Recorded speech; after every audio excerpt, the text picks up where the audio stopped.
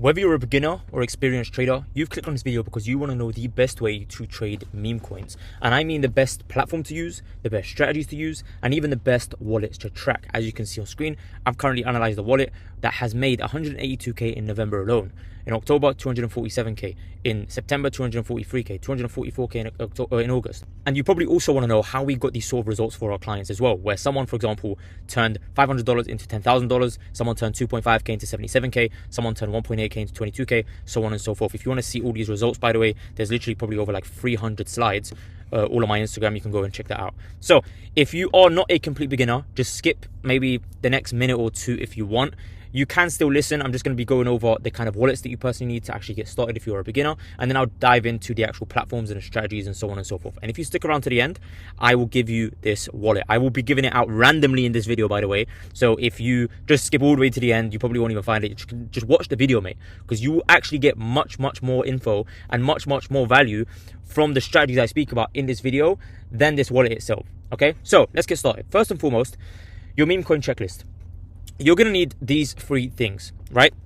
Number one is kind of optional when you're first getting started, but it is recommended, which is a cold wallet. A cold wallet is the most securest form of storing crypto. It is literally a hardware device, like it's an actual device that you can physically hold, that you can store your crypto in, and it can't be withdrawn unless you've got that device in your hand. So if someone tries to hack into your account or anything like that, nothing can happen unless they've got the device, right? So it makes it extra safe. Okay, again, that is optional, and I would recommend it if you've obviously got a decent amount of money. I'm talking like tens of thousands of dollars, hundreds of thousands of dollars, even millions, right? Second one, and this is mandatory, is hot wallets. You're going to need two hot wallets. Now, the difference between the different hot wallets is one is going to be an exchange, which is something that you're probably familiar with. It's like Coinbase, Binance, KuCoin, so on and so forth. These exchanges don't actually give you the private keys to your wallet. They also ask you for your identity, so on and so forth, right? There are pros and cons to it. Again, this is kind of optional, but it can be convenient, when it comes to like wanting to swap Solana to Ethereum, for example, or trying to swap one crypto to another. These exchanges make it easier and seamless. Now, if you don't know what exchange I personally recommend, just go to this website, CoinGecko, and you can see the top crypto exchanges ranked by trust score. Personally, I recommend Binance, I recommend Bybit, OKX, MEXC, and KuCoin. Right? You can even go here and see the kind of volume that people are putting through these platforms. Again, the higher the volume, the more likely they are to be a better platform because people actually trust them. So for example, Binance, 16 billion in volume. You've got Bybit, for example, 3 billion, so on and so forth. Okay? Next wallet you're going to need is a phantom wallet. A phantom wallet is a non-custodial wallet. This is where you own every aspect of it. You don't need to check in with anyone. You don't need to verify your identity. The private keys are yours, but that means you have sole responsibility in keeping this wallet secure. The exchange is no longer responsible for your wallet, it's you. But this also means that there's no chance of your wallet potentially getting locked or anything like that, which again can happen with these exchanges. Now, I'm not going to treat you like a 7-year-old kid and show you exactly how to sign up. It is pretty straightforward if you understand English. Click on this link, follow the instructions. The only thing I'm going to go through in this video is the 9 rules that you need to know when it comes to trading meme coins, which leads me on to the first one when it comes to registering for your wallets, which is to never, ever share your private keys or your recovery phrase ever. This is literally the code to your safe. If you had a safe in your home where you were storing watches, gold, jewelry, so on and so forth, would you ever give the code to someone? No. The person you'd probably give the code to, and the only person in the world, is either one of your parents or your wife maybe. That's it. But you will never ever risk that code being put out there. And that's the same thing with your crypto wallet. Now, in case you're wondering what it would look like, they might give it to you like this, for example, right? Again, depending on different platforms, they'll give it to you in some sort of way. A recovery phrase is a series of about 12 to 24 random words. So it might be dog, straw, horse, and it'll be like 12 or 24 words. And then private keys are basically a long combination of letters and numbers, right? Don't get this confused with your wallet address. Your wallet address can be given out. That's just a way for you to get transferred funds to, right? And to interact with other wallets. But your private key should never be given to anyone. And in fact, it should be written on a piece of paper and stored physically, not in your notes, not as a screenshot or anything like that. Because again, if anyone was to access that, they can access your crypto wallet, right? And lastly, the last thing you're going to need is to buy crypto. Now, depending on where you are in the world, there's going to be different ways for you to buy crypto. The one I personally use, and again, I'm not affiliated with anything that I'm showing you in this video, MoonPay. MoonPay personally works for me. You know, you can also buy through like exchanges and so on and so forth, but they do have ridiculously high fees. And for a lot of people, sometimes it doesn't work depending on where you are based. Of course, you can obviously leverage like VPNs and so on and so forth, but that's completely up to you. Now, why MoonPay is pretty easy is because all you need to do is buy the crypto, put your wallet address in, and then it'll send it to you. And in a lot of cases, they don't even ask for your identity or anything like that, which is a benefit as well. Okay, so that being said, once you've set up your crypto wallets, let's get into the trading aspect of things. Now, I personally recommend, as of now, as of this current point in time, if I've not made any other video, I recommend the platform Terminal, right?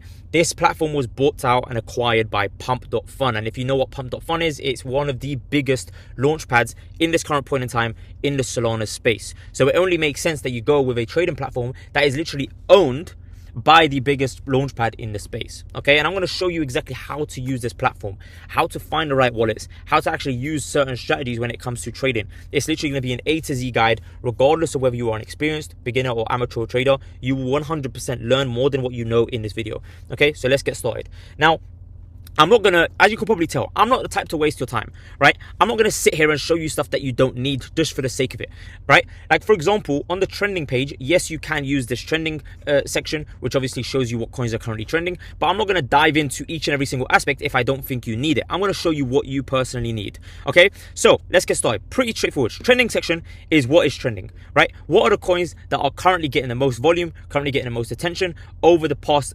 24, 48, 72 hours, right? This doesn't mean that these are the coins that you should be buying right now. It just means that these are trending. These are getting a lot of attention over the past days or over the past day or two, okay? That's that. Now, DEX, I personally wouldn't use it, right? You don't need to use DEX. You also don't need to use new. Why? Because for you to find new coins, we're just going to be using trenches, which I'm going to go on after. You don't need any of these two. The only reason I mentioned trending is because, again, it might give you an idea as to what you could potentially look into. However, I'm going to give you another section that you can actually look into for that, which is users. One thing I like about this users section is it shows you what coin has the most eyeballs in present time. So this little symbol here, you can see recent visitors. So this means what people are literally looking at in real time. And this kind of gives you the idea that, okay, cool, this has a lot of attention. And you will see at some certain points in time, there are coins that have 500 viewers, 300 viewers, 800 viewers. And it's like, okay, if 800 people are viewing a coin, there definitely will be some sort of traction, especially if you see the viewer count increasing over time. Like, again, you could even scroll down and see if there's any coins that came out recently. For example, this one came out a minute ago, and see, does this continue to increase, right? As you can see, it went from 32 to 33. If this jumps up to like 40, 50, 60, it means they're doing something right. Whereas with a coin, for example, this one, if it starts to lower, it means maybe it's dropping in volume. Now, obviously, you would need to go into the chart to actually confirm that, which I will go on to later. Lastly, and again, completely irrelevant, is Pump Live. These are just coins that are currently streaming live. If you don't know already, on Pump Fun, you can actually stream, which I personally think is absolutely useless. Don't worry about this, all right? Portfolio, pretty straightforward. It is what coins you currently have, you own, whatever it may be. Now, one thing I forgot to go over is obviously you are going to need to sign up to this platform. Before this video, I've quickly made an account. Again, very straightforward stuff. I'm not going to show you how to sign up to a platform.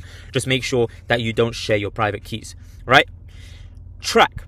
Track is where you are going to be able to track certain wallets, right? Now, there's two sides to the tracking. There's the wallet side, and then there's the Twitter side, right?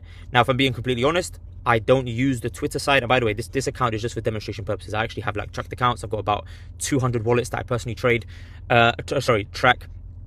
And the reason I don't track accounts on here is because I actually do it through Discord. I have a inner circle, right? It's a place where I actually mentor people, and I've literally got a bot in there that tracks all the accounts that I want to track, and it just works a lot better than any of these platforms. But what I still do use on these platforms is the wallet manager. So what you can do on these platforms is, let's just say we was to go back to the trending tab and I was to go onto a random coin, for example. Let's just say we go onto Japan, right? I might go to top traders and I might see if I can find a really good trader that I personally think has a good track record. So for example, if we go to this person who's using GMGN, he turned $400 into 3K. And I'm like, okay, cool. You know what? Let me see if this guy's a good trader. What I'll do is I'll go here. I can click on his calendar and I can go ahead and see what his P&L has been like over the past, a few weeks, few months, so on and so forth. So in January alone, he's made 8.7K on the 6th of January. He made 1.4K here, $200 here. And what I like is he keeps his losses minimal. However, that's just for this month. So let's go ahead and see December, for example, right? December, there was quite a lot more losses than wins, right? Same with November. Let's just see. all right, November, he barely ever traded. So I'm not going to actually track this person's wallet. What I'll do is I'll move on to someone else, right? Now, there's a bit of a longer process to this, which I'll dive into a bit later, but I'm just quickly trying to show you an example of a wallet that you could potentially copy trade. Now, I want you guys to understand that just because someone has made a decent amount of money on one trade doesn't mean they are a great trader, right? Especially when you see like, oh, like, wow, this guy turned $700 into 5K, he must be a good trader. No, you need to take into account that a lot of these times it's an element of luck, right? A lot of the good traders tend to actually be safer, right? They tend to take profits a lot more aggressively. For example, this person, he took like profits quite aggressive. He went from $500 to 1.8K. Now let's have a look as to how good of a trader this person is. Maybe he's not that great. We'll see, right? So he made 6K here, lost $177 here. In December, again, barely traded. All right, so what you can see here, a common pattern between a lot of these wallets is that they are all new wallets, right? And this is the thing when it comes to wallet tracking as well. You are going to come across wallets that change time and time and time again. Now, this is someone that you definitely don't want to copy trade. Look at this guy, minus 40K in one day, minus 33K in one day, and only 4K plus on you know, another day. You want to track someone who is not necessarily making, like, having higher success rate than a loss rate, because that doesn't indicate success on a longer time frame, right? You want success on a longer time frame, but this person clearly doesn't have that, right? As you can see, this person literally loses more than he wins, right? Whereas if you saw, for example, this person was making, I don't know, $500 loss here, $200 loss here, $500 loss here, so on and so forth, like, you know, accumulatively, he'd maybe make, I don't know, a 10K loss overall, but by the end of the month, he's made 100K in profit. That's someone you'd want to track, right? Because you know that this person's in it for the long run. Don't try and copy trade these people that are, you know, aiming for crazy high success rates, because a lot of the time they most likely scalp their copy traders. They most likely are using a bot, for example, or they're most likely in and out within seconds, which is not someone that you want to copy trade. All right, let's click on one more and then we'll actually just demonstrate how to actually add this person to your tracker. So for example, let's say this guy, you know, he made 3.3K here, he made decent amount of wins here, his losses aren't that crazy. If we go to December, all right, he's an inconsistent trader, but for the sake of this video, we're going to actually add him to our tracker. What you do is you click on this button on the top left, track wallet, and then what you can do is add him to a particular group of wallets. So I'm going to add him to this one here, and then what you can do is you can actually change the name of this person. Now, what I personally like to do is change their name based on the analysis that I've done of them. So for example, this person is kind of a low profit trader, even though he had one big win. Obviously, there's not much for me to see, so I'd actually need to look deeper into his trade. But what I would do in this case is I'd put a bit of a sign as to what kind of trader he is. So for example, low profit, and then I put the coin that I found him in. So for example, Japan. So now if I ever want to go back and see what coin I found them on, right, I can always go back and see it just to see if I made the right decision or if it was like made based off emotions, so on and so forth, right? And now I know he's a low profit trader. So when tracking this person, I know that, okay, cool, if this person gets into a coin, I should expect that he's probably going to aim for low profits.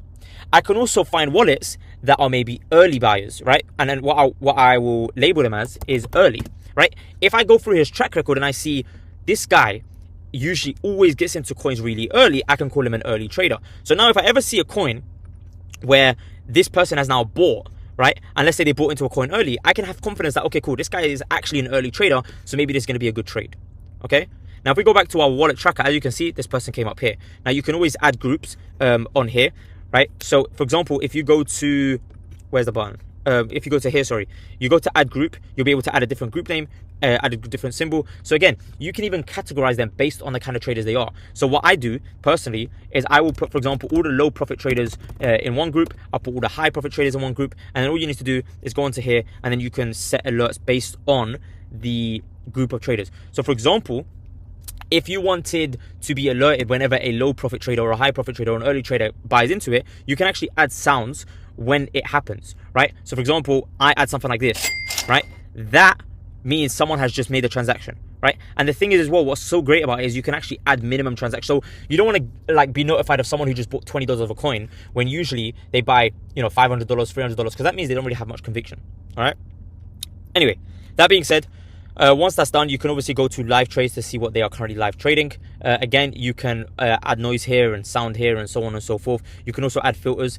So if you only want to see the buys, if you only see when they first bought into something, if you want to see when they've added more to something which shows more conviction, you can do that. If you only want to get into coins that are maybe below 100k market cap, you can put max 100k market cap here.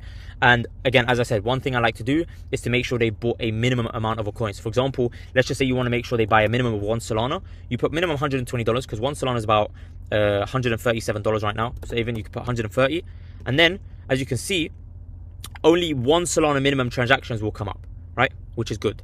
Okay. So that being said, that's how you actually track wallets. Now I will show you a bit later on how I personally find good wallets, and then obviously dive into a bit of strategy. But for now, I just wanted to show you what you can do here.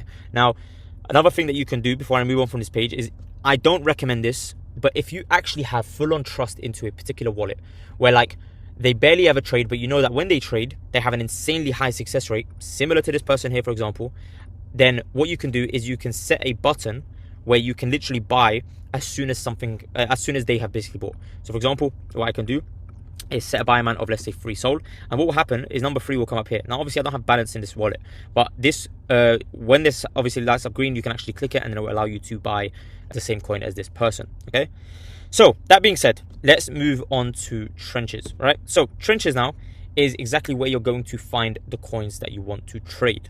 Right, now for a lot of beginners, this is going to look confusing to you. For a lot of amateur or experienced traders, you're going to know exactly what this is already, because you've probably used platforms like Axiom and stuff like that. Now, by the way, if you are still using platforms like Bonkbot or Phantom Wallet to trade, you are far, far, far behind. You genuinely can't trade, like, you can't go another day trading like that. You need to make sure you're hopping on one of these platforms, okay? And I mean it right now, because you are losing out on money more than you think you are, okay? And these fees and this lack of advantage and edge is costing you a lot. Like, let's just say you're losing like $3 per trade. Like 100 trades, which can go by like 100 transactions, a buy and a sell, you can lose like $3 each one, for example. 100, you're already losing like $300, right? For a lot of you, that's a lot of money, right? So make sure to switch over to a platform like this, for example, okay? And if you want the link to this platform, link is in the description. I don't care about referral fees or anything like that. Just, you can go ahead and sign up. I don't give a crap, all right? Now, let's get into this. First thing you're going to want to do when you get onto this page, before you click on any singular coin, is you're going to want to add filters, right? You need to understand that there is literally coins, as you can see on the left, launching every other second, right? And majority of coins are not going to do anything. They can be scams, they can be rugs. They're mostly people who don't know what they're doing when it comes to launching a coin, and you want to be able to avoid potential losses. So in order for you to add filters, what you're going to do is go to filters, and you can obviously add filters here. Now what I'm going to do, I don't usually do this, but I will give you my personal filters that I personally trade with on a day-to-day basis. If you go to the description, there will be something there. Maybe I'll tell you, here it is, or whatever it may be. And then all you need to do is grab those filters, click import here, and you'll be able to import from your clipboard. So you need to make sure that you've already copied the filters, and as soon as you click import, it will add all the filters into here, right?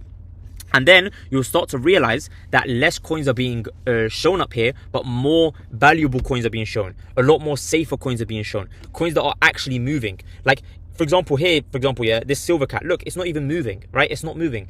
When you put on my filters, you're going to see this go from like 3.8 to 8K to 15K to 17K in no time. And that's the kind of coins you want to get into, because you know that time and time and time again, you've got the opportunity to actually hop into runs, right? Now look, I'm going to come off this silver cat and watch how many coins come up as soon as I get off it. So many. That silver cat's not even in view anymore. That's how many coins launch in such a short space of time, right?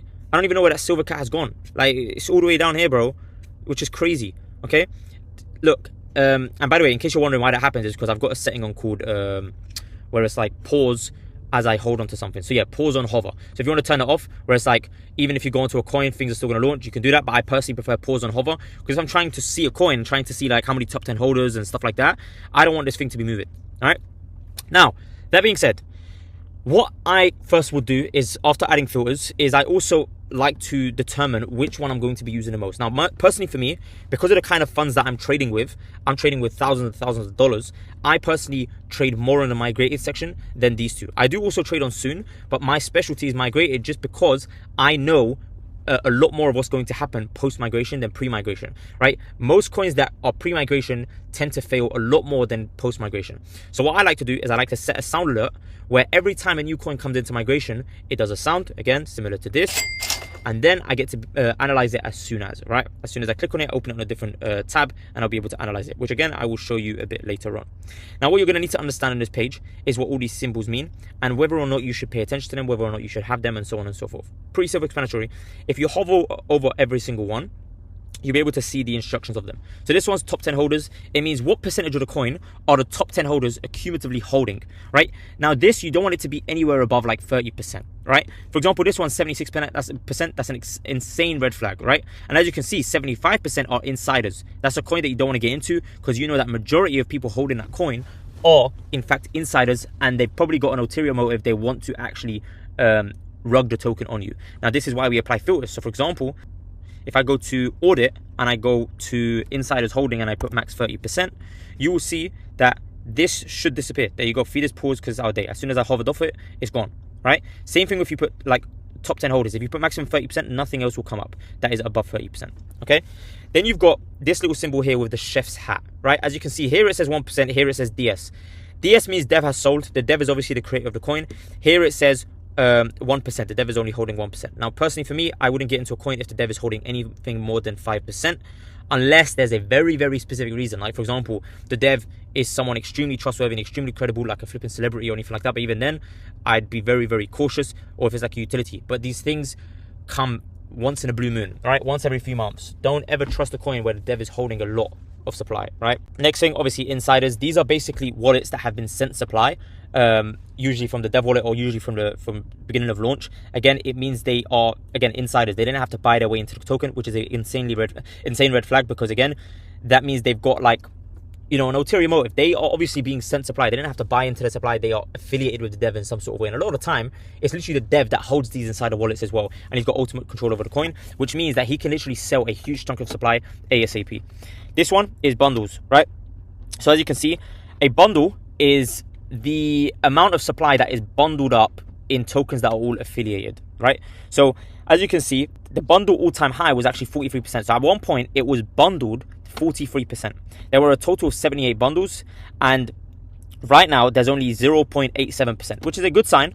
But a lot of the time, this is what happens with some tokens. Again, you need to be cautious, because sometimes what devs will do is they will bundle the token in the beginning, and there are tools out there that make it seem as if it's not bundled. So again, these are stuff to take into consideration when it comes to looking at these type of tokens, because again, you never want to get into a coin that has been heavily bundled, right? This one, for example, as you can see, it was only bundled ever 0.84%, and now it's only bundled 0.68%, which is absolutely nothing, right? This is a good sign, all right? This is a coin that is actually giving you green flags.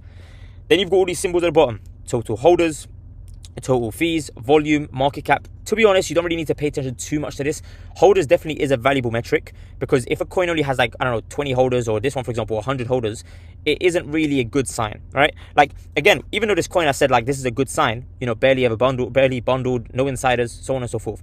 A lot of the time, a coin like this, when a coin is too good to be true, either it's literally almost at zero, which again, as you can see with this coin, is 8.5k market cap. It's barely doing anything, hence why there's barely anything here, and there's barely any holders.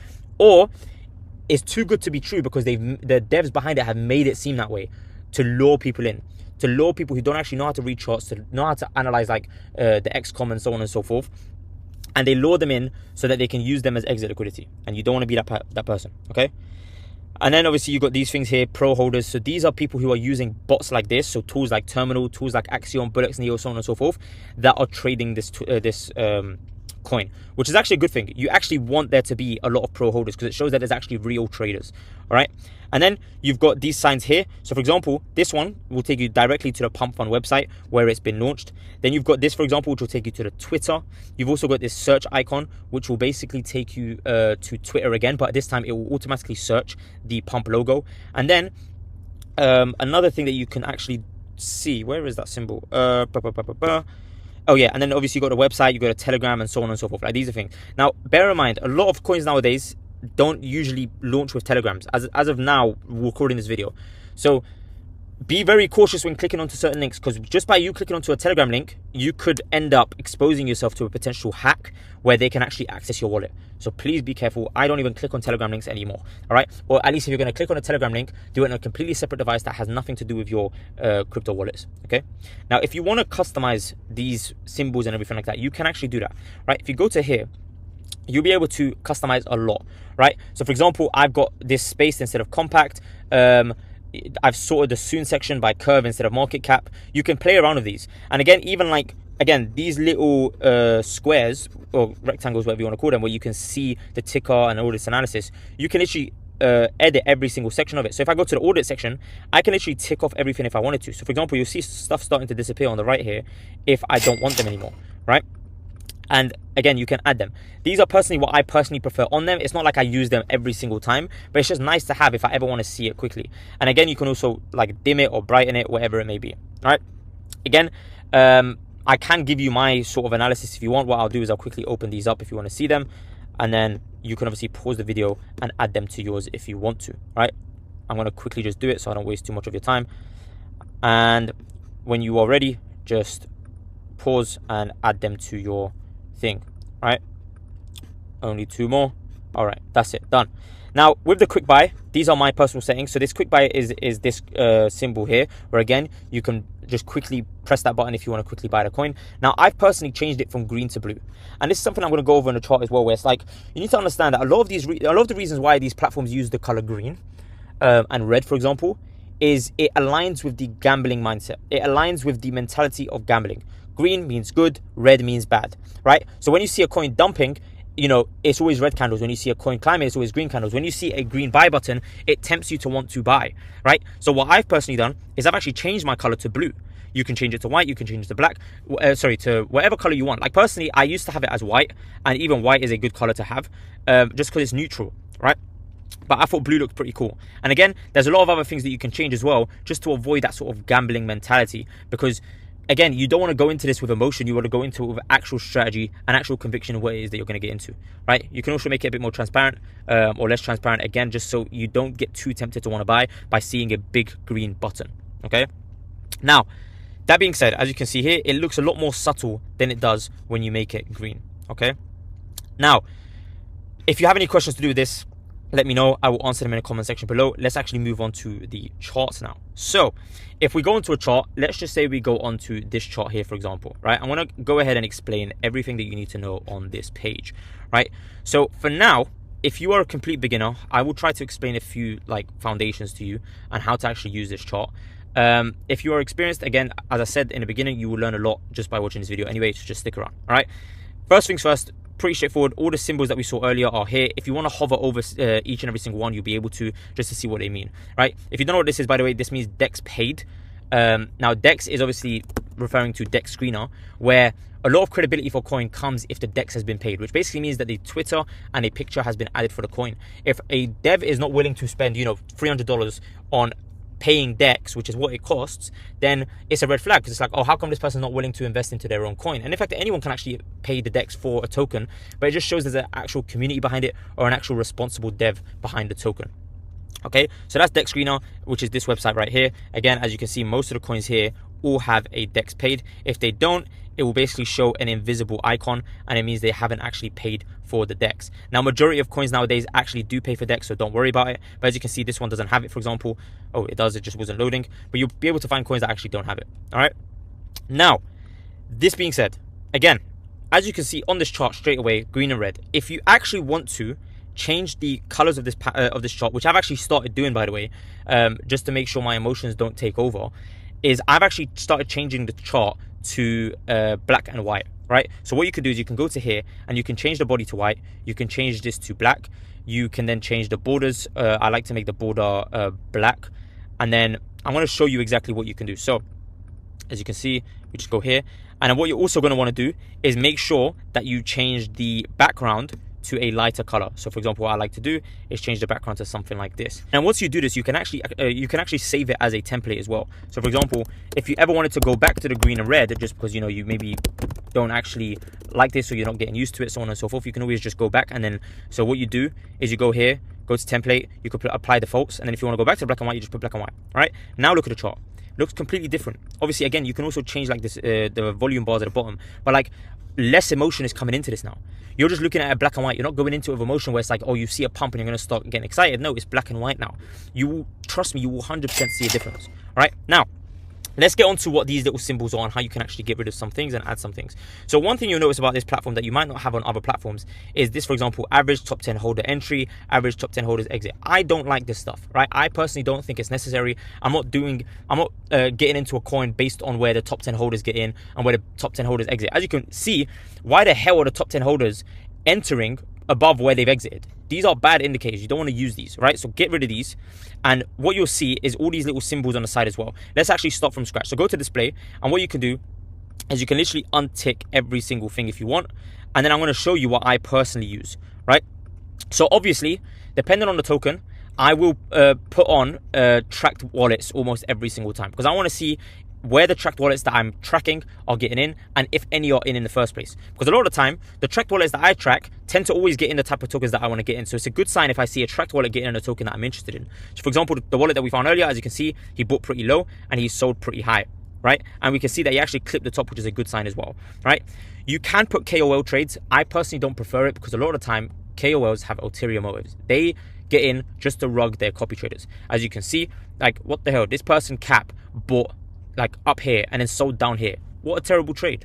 Like, and this is the thing, we don't know whether this person is actually a bad trader, or he maybe bought in on a side wallet here, rid it all the way to the top, then decided to buy it on his main wallet, quote unquote, just to use others as exit liquidity to pump his bags a bit more, and then he sold on his side wallet here. And a lot of time, this is what these KOLs are doing. So a lot of time, I don't like to look at KOLs, but what I do sometimes look at KOLs for is to see if a coin could potentially top out. Because what you can see here as well, like, a lot of the time when a coin tops out, you'll see a lot of KOLs getting in. Why? Because again, they have these side wallets that they get in at to use people as exit liquidity. So for example, this person here, look, they got into this coin at the top and then they got out down here. Like, what kind of trader does that, right? And it's probably because they're using people as exit liquidity on their side wallets. So sometimes it's a good indicator to show you that, okay, cool, a lot of KOLs are getting in, I should probably be looking to get out right now. And that's probably what this person that I was, quote unquote, tracking actually did, this person in red. So as you can see, he started to get out here, and as he saw more people getting in, maybe he got out. I don't know.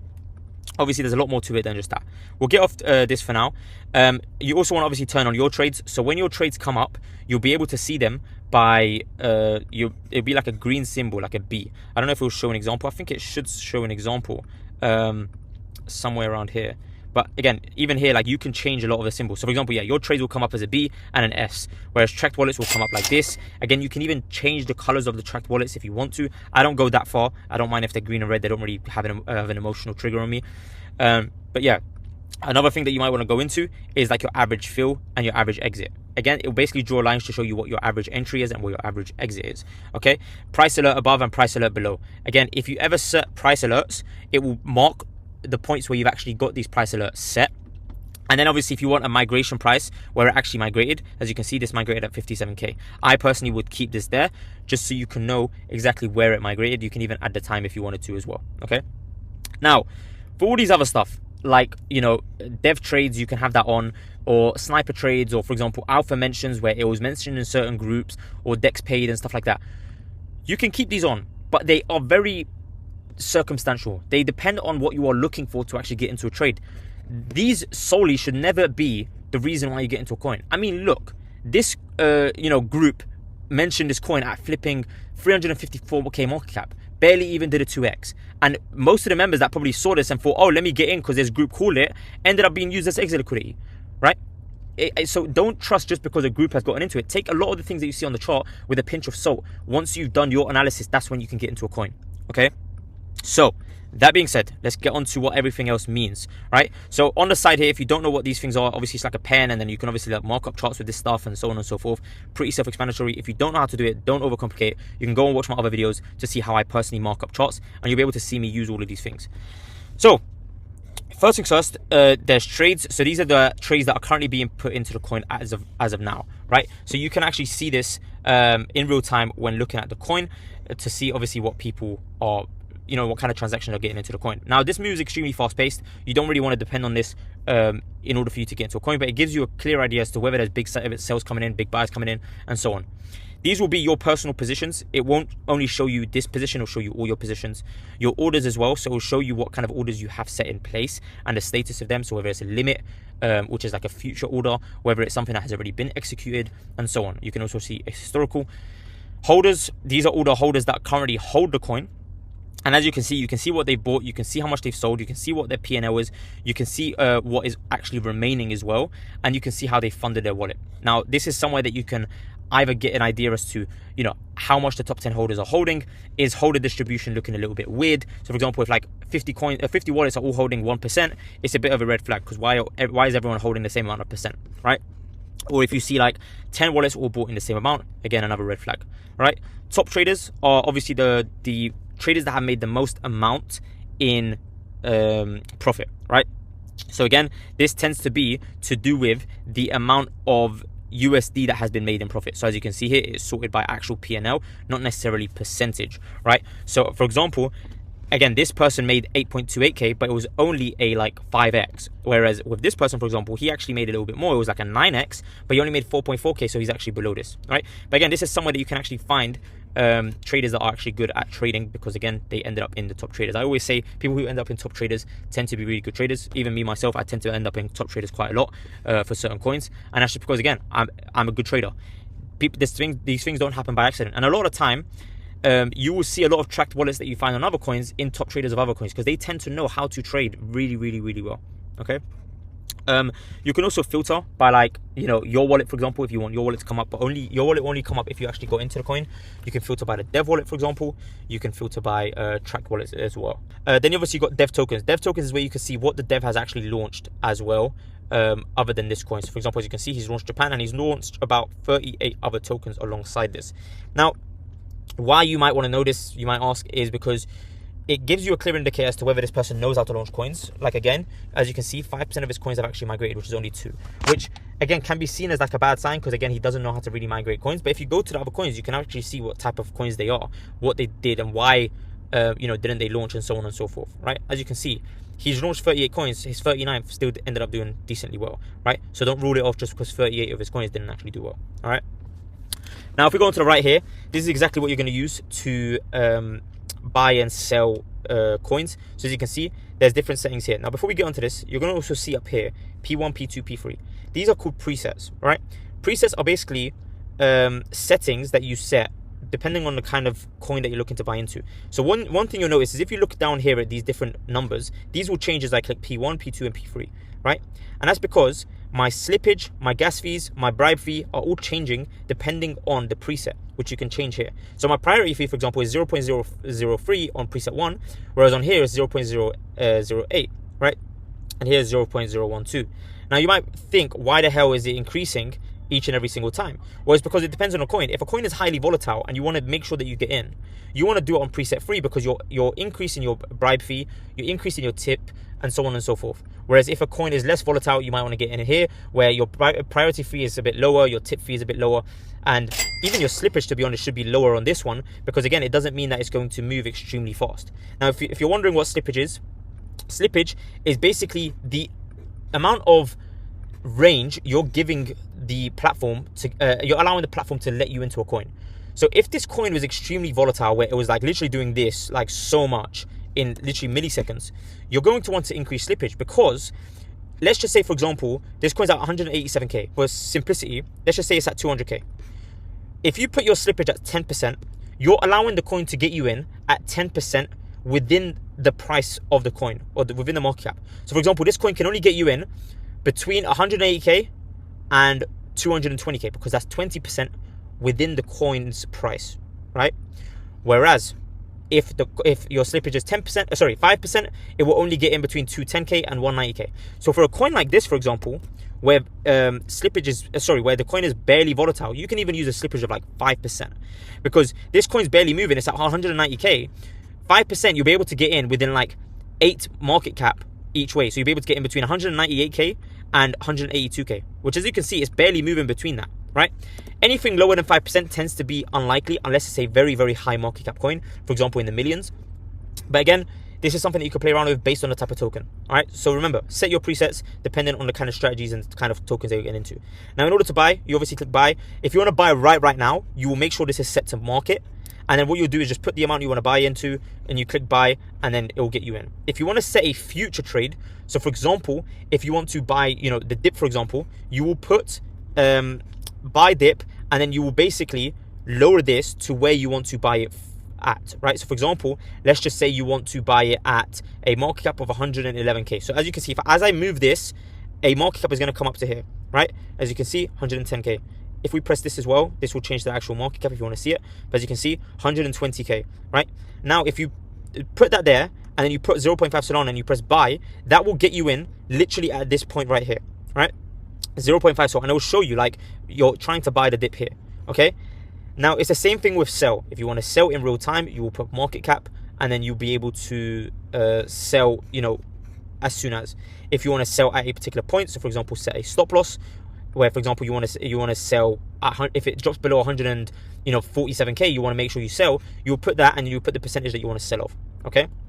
You can also set take profits. So if you want to sell at, let's say, 300k, you can also put that. Let's say you want to sell 100% at 300k, you can do that. And then obviously you've got trailing stop loss, which is like multiple stop losses. And then you've got sell as soon as the dev sells. Again, there's different strategies you can go about when it comes to the different coins that you're getting into. All right. You can also set something called an exit strategy. This is where you can actually set take profits, stop losses, and like sell when dev sold consistently across multiple different coins. So let's say you have an actual take profit strategy, you can actually add this here. So for example, let's say every single coin you actually want to just take profit at 100%. You want to take 50% at 100% profit, then, which basically means you will take 50% of your supply, you'll sell 50% of your supply once you hit a 2x. You can do that, and you just click add, and it'll add it as an exit strategy that you can use time and time and time again. Okay. Now, if you scroll down to here, you'll be able to see different sources of data. You'll be able to see like the volume, the buys, the sells, so on and so forth. If you don't know what these things mean, you can even go into my other videos. I explain them pretty well. And then also all the other analytics that you saw from the other page that I showed you, right? Now, that being said, this is this page covered. Now, if you are someone that is like taking signals or getting calls from groups and so on and so forth, there is different ways that you can go ahead and access like platforms like this. One is on a lot of groups, you'll have like bots like Rick or Fanes, where there'll be like a hyperlink that you'll be able to access this terminal straight away from. Or what you need to do is acquire the wallet address, sorry, not the wallet address, the coin address of the coin. And when you go onto a platform, as soon as it's copied to your clipboard, all you need to do is press this button here. You don't even need to go ahead and paste it. Like every single time, like if I go to trending right here, if I copy, let's just say this wallet here, by clicking this, as you can see, this changes straight away. As soon as you copy something, it will change, and then you can open it immediately. So as long as you've got it copied to your clipboard, you can then click on here, and then it'll be there. All right.